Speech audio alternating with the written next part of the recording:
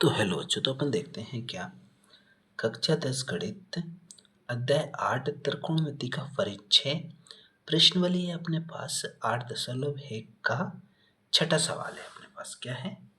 छठा सवाल है, यदि कोण ए और कोण बी क्या है न्यून कोण हो तो जहां कोस ए और कोस बी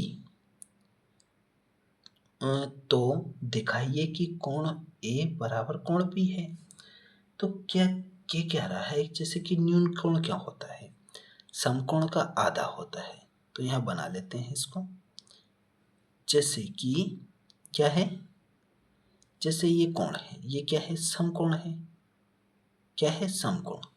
और ये क्या कोण, इसको ए मान लेते हैं, इसको बी मान लो। ठीक है, इसको ए, इसको बी।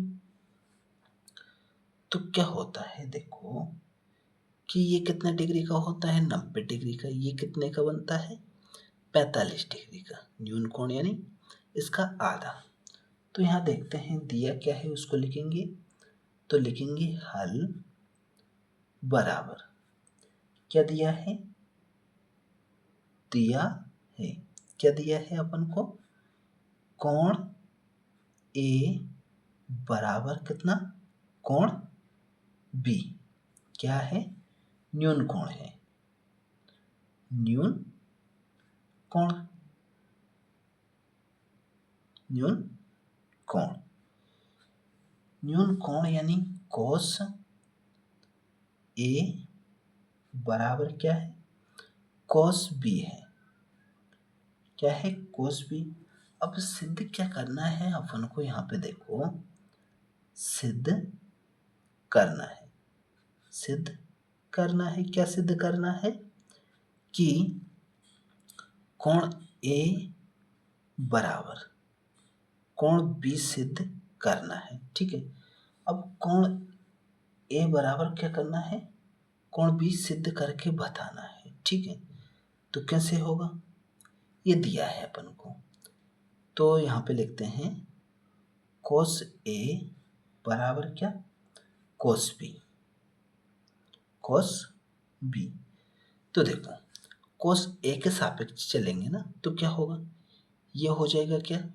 जैसे ये कण है, ठीक है, इसको मान लेते हैं आधार, ये लंब है।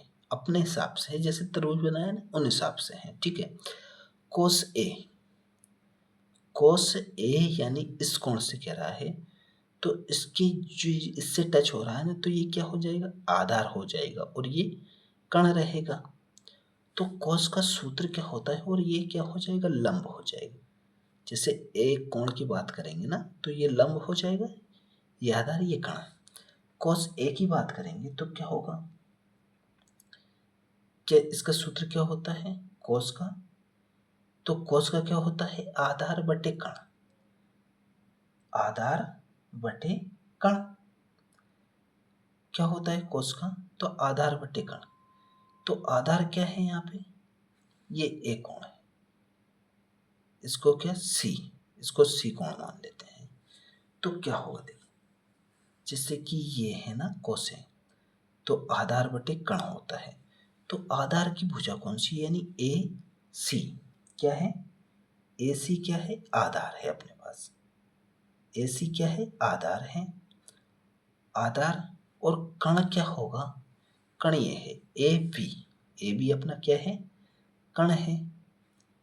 ए बी क्या है? कण है। अब कोस बी के सापेक्ष देखेंगे तो ये क्या होगा?